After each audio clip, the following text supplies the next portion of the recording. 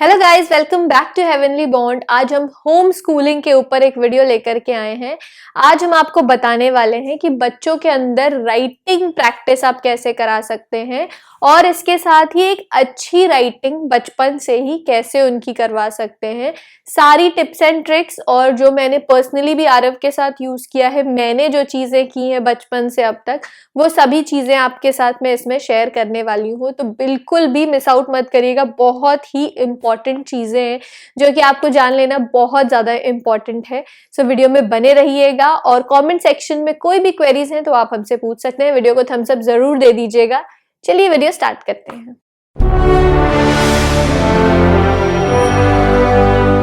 हम सब चाहते हैं कि हमारे बच्चों की हैंडराइटिंग बहुत अच्छी हो, बहुत ही स्पीड में वो लिख सके, लेकिन ये बड़े होने के बाद ये चीज़ें बिल्कुल भी पॉसिबल नहीं होती है। ये जो भी होता है, ये जो ग्रोइंग स्टेज होती है, जो बेस होता है बच्चों का, जब हम स्टार्ट करते हैं उसी टाइम पे ये चीज़ें हो जाती हैं। तो अभी जिस स्टेज में हमारे बच्चे हैं, यानी 2.5 से लेकर के अराउंड 6-7 ईयर्स तक के बच्चों के अंदर ये सारी हैबिट्स हम इनकलकेट कर सकते हैं। राइटिंग लोगों की डिफरेंट हो सकती है और उसके साथ ही एक राइटिंग प्रैक्टिस इसलिए भी होनी चाहिए बिकॉज आगे चल के जो लोग अभी बहुत नहीं लिखते हैं, आगे चल के जब ज्यादा लिखना पड़ता है तब बहुत ज्यादा प्रॉब्लम होने लगती है। इसलिए एक रेगुलर डे राइटिंग प्रैक्टिस होना बहुत ज्यादा इंपॉर्टेंट होता है। आरव के साथ हम क्या क्या करते हैं ये आपको बताते हैं। सबसे पहले तो हमने बहुत सारी बुक्स ले ली हैं, अदर दैन जो उसके स्कूल करिकुलम है, स्कूल का काम करने के बाद बहुत सारी वर्कबुक्स हमने अलग अलग हिंदी की, इंग्लिश की और मैथ्स की ले ली है और उसमें हम उसको रेगुलर प्रैक्टिस कराते रहते हैं। इसके साथ ही सारे कॉपीज भी हमने ले लिए हैं जिसमें हम उसको डिक्टेशंस वगैरह देते हैं, वो लिखता है उसमें। उसके साथ ही जो चीजें उसको नहीं आती हैं वो हम कभी कभी उसमें थोड़ा लिख करके उसको दे देते हैं और फिर वो उसको पूरा पेज कंप्लीट करता है ताकि एक राइटिंग हैबिट आ जाए। और ये हमने रेगुलर डे में उसके लिए ये बनाया हुआ है कि at least of 1 page of English, 1 page of maths and 1 page of Hindi regularly उसको लिखना ही लिखना है। सो अब उसके अंदर ही हो गया है कि अच्छा ये टाइम हो गया है तो अब हमको ये लिखना है। And touchwood by God's grace अभी उसको लिखना बहुत ज्यादा अच्छा लगता है। वो काफी ज्यादा इंजॉय करता है ये पूरा प्रोसेस जो स्टार्टिंग से ही हमने उसके साथ किया था।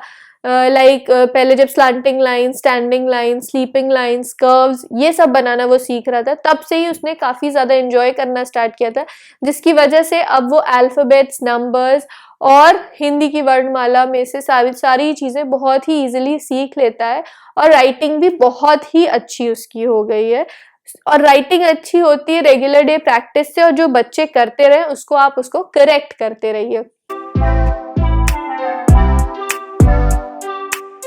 अब आइए जानते हैं कुछ टिप्स एंड ट्रिक्स जो आपको फॉलो करनी है अगर आप चाहते हैं आपके बच्चे अच्छी राइटिंग स्पीड और बहुत डेडिकेटेड रहे इन चीज़ों में। तो प्ले टाइम वगैरह एंजॉय करना सब कुछ चलता है, बट लॉन्ग रन में जो चीज़ें काम आने वाली हैं वो है अच्छी हैंड राइटिंग, अच्छी कम्युनिकेशन स्किल्स। ये सब चीज़ें बहुत ज़्यादा काम आने वाली है, इसलिए राइटिंग पे फ्रॉम द बेसिक बहुत ज्यादा ध्यान देना बहुत ज्यादा इंपॉर्टेंट है। सो जो सबसे पहली टिप है मेरी तरफ से वो है कि डेली राइटिंग हैबिट, जैसे कि मैंने आपको आरव के लिए बताया है, तो डेली राइटिंग हैबिट होना बहुत ज्यादा इंपॉर्टेंट होता है ताकि ये बच्चों के भी मन में आ जाता है कि हाँ हमको डेली ये चीजें करनी है। ये नहीं कि आपने 10 डेज में एक बार या 1 वीक में एक बार कभी कुछ लिखवा दिया, तो ऐसा नहीं होता है। और कोई भी ऐसा नहीं एक दिन बहुत सारी चीजें लिखवाने की कोशिश मत करिए। अगर बच्चा ए लिख रहा है तो आज अगर 1 full page ऑफ ए लिख देता है तो that is more than enough और उसकी भी प्रैक्टिस हो जाती है। अगर उसने स्कूल में ए लिखा है, घर पे भी एक बार लिख लिया या 2 बार लिख लिया, तो वो अच्छे से उसके दिमाग में बैठ जाता है कि ए ऐसे लिखा जाता है, सही तरीका क्या होता है, और राइटिंग हैबिट भी उसकी आ जाती है। इसके साथ ही क्योंकि वो डेली बेसिस पे हर चीजें कर रहा है, तो अगर आप नहीं भी कराओगे तो बच्चा खुद आपको रिमाइंड करेगा कि उसका राइटिंग टाइम हो गया है। Second tip is to eliminate all the distractions during this time. जब बच्चा लिख रहा है उस टाइम किसी भी तरह के डिस्ट्रैक्शंस उसके साथ नहीं होने चाहिए, like any kind of toy, TV, mobile, laptops कुछ भी नहीं इस टाइम पे होना चाहिए, ताकि वो सिर्फ और सिर्फ अपने राइटिंग पे कंसंट्रेट करे। सिर्फ ये नहीं है कि उसको कोटा पूरा करना है इस वजह से वो लिख के खत्म करके चला जाए। जब तक वो राइटिंग अच्छे से नहीं लिख लेता है या प्रॉपर रिकॉग्निशंस नहीं हो जाते हैं, किस लाइन से किस लाइन तक क्या लिखना है, ये चीजें नहीं क्लियर हो जाती हैं, इस वजह से डिस्ट्रैक्शंस को अगर आप दूर रखते हैं तो बच्चे ज्यादा अच्छे से वर्क करते हैं। Third important tip is you should always encourage short breaks. ये नहीं है कि आपने अगर उसको लिखने या पढ़ने के लिए बिठा दिया है तो कोई भी ब्रेक नहीं, लगातार 3 घंटा 4 घंटा पढ़ो, नहीं। बच्चे अभी बहुत छोटे हैं, उनके लिए ब्रेक्स बहुत इंपॉर्टेंट होता है। फॉर एग्जाम्पल, अगर आपने इंग्लिश लिखवा रहे हैं, अल्फाबेट्स लिखवा रहे हैं, तो उसके बाद छोटा सा ब्रेक तो बनता है बच्चों के लिए, वाटर ब्रेक कह लीजिए या स्वीट ब्रेक, कोई ऐसी चीज जो बच्चों को पसंद है वो उनको खाने के लिए दे दीजिए। बट इन ब्रेक्स में डिस्ट्रैक्शंस की तरफ बच्चे ना जाएं, जो कि mobile, TV, laptop and toys है। बिकॉज अगर वो फिर से डिस्ट्रैक्ट हो गए तो वो उनका ब्रेक शॉर्ट नहीं, बहुत ही लॉन्ग हो जाएगा और वो वापस नहीं आएंगे।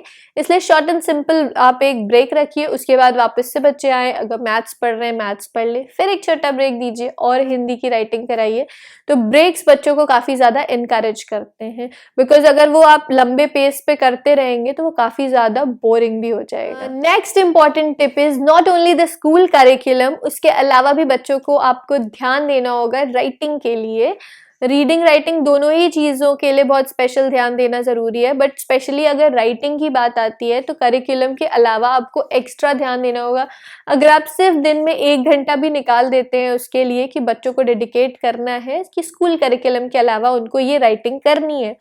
जैसे कि हमने कहा कि हम बहुत सारी बुक्स ऐसी परचेज करके रखते हैं, कॉपीज रखते हैं, जो कि हम आरव को अलग से उसके राइटिंग कराते हैं। वर्कबुक्स आती, बहुत सारी वर्कबुक्स आती हैं, आप उनको ले लीजिए और बच्चों को प्रैक्टिस कराते रहिए। जैसे कि हमने हमेशा सुना है practice makes a man perfect, उसी तरह से बच्चों को भी आप प्रैक्टिस कराते रहेंगे and I am dead sure बच्चों की राइटिंग अमेजिंग होने वाली है।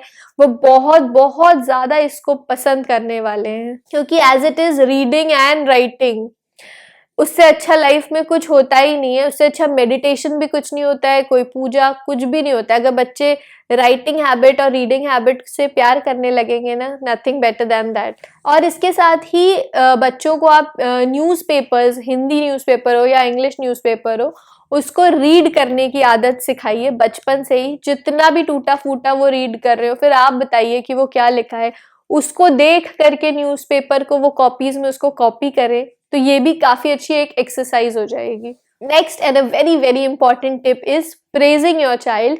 कभी भी आप अपने बच्चों को प्रेज करने में शाय मत फील करिएगा।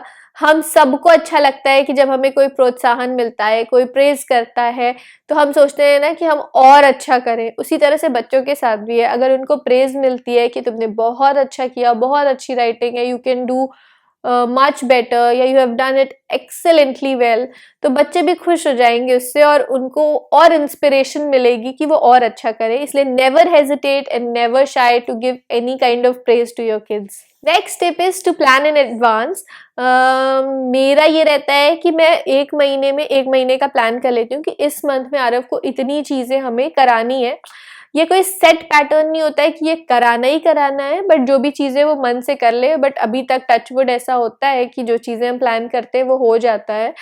तो हम बहुत ही फास्ट पेस पे नहीं चलते, एक दिन में एक ही चीज, जैसा कि स्टार्टिंग में मैंने बताया था, एक दिन में एक ही चीज सिखाते हैं, बट वो चीज इस तरह से सीखे कि वो कभी भी ना भूले, और जो चीजें अभी सीखेंगे वो कभी नहीं भूलेंगे। इसलिए आप चाहे आप 1 हफ्ते का ही प्लान बनाओ, लेकिन एडवांस में ही प्लान कर लो कि बच्चों को ये चीजें करानी है। Last but not the least, you have to be involved in all the activities that the kids do, और स्पेशली जब राइटिंग की बारी आती है, बिकॉज हमें बच्चों को अच्छी हैंड राइटिंग डेवलप करानी है। राइटिंग स्पीड अच्छी होनी चाहिए, साफ सुथरा लिखे, क्लियर लिखे, ये ज़रूरी होता है। तो इस वजह से आपको भी वो टाइम बच्चों को देना बहुत इंपॉर्टेंट होता है। तो एक ऐसा टाइम डे में निकाल लीजिए जो कि आप भी फ्री हो, आप बच्चों के साथ बैठ सके, ताकि कुछ भी जो उनमें कमियां हो आप उसको करेक्ट इमीडिएटली कर सके। और इसके साथ ही keep following what they are doing, वो आप देखते रहो कि वो क्या कर रहे हैं। एकदम नहीं कि तुरंत लाइक आपने ए लिख करके दे दिया, या आपने दे दिया कि 1 पेज ए लिखना है, तो पहले वो पूरा लिख ले, उसके बाद आप उनको करेक्ट करो कि ये चीज यहाँ पे गलत है, यहाँ पे सही है। तो वो तुरंत उसको करेक्ट कर लेंगे। सो ये थी कुछ टिप्स एंड ट्रिक्स। और कुछ इंपॉर्टेंट बातें ये है कि अगर एक गुड हैंड राइटिंग होगी या गुड राइटिंग हैबिट होगी बच्चों के अंदर, तो वो in long run in future बहुत ज़्यादा हेल्पफुल होने वाला है। इसके साथ ही जब बच्चे लिख रहे हो, राइटिंग के लिए एक सेपरेट स्पेस बना दीजिए, एक ऐसा स्पेस जो कि सिर्फ उस लिए यूज कर रहे हो आप, ताकि बच्चों को पता हो, एक अलग एटमॉस्फेयर रहता है उसका, तो बच्चे भी उस तरह से इन्वॉल्व हो जाते हैं। प्रॉपर टेबल चेयर या ऐसी चीजें हैं जिसपे बच्चे राइटिंग कंफर्टेबली कर पाए। इसके साथ ही reading good books is very important. अगर आपकी रीडिंग हैबिट अच्छी होती है तो राइटिंग अल्टीमेटली आने ही लगती है। रीड करने की अच्छी स्टोरी बुक्स ले आइए जो कि बेसिक लैंग्वेज की, आप उन्हें रीड करके सुनाइए। और इसके साथ ही वो चीज़ें उनको कहिए कि वो अपने कॉपीज में कॉपी करना स्टार्ट करें। This will help you a lot. I am sure इन टिप्स एंड ट्रिक्स से आपको कुछ हेल्प मिलती है। हेल्प मिलेगी तो I will be more than happy with this. Help मिली हो तो प्लीज़ प्लीज़ लाइक ज़रूर करिएगा और कमेंट सेक्शन में अपना प्यार हमें देते रहिएगा। Bye bye guys, stay blessed and stay safe.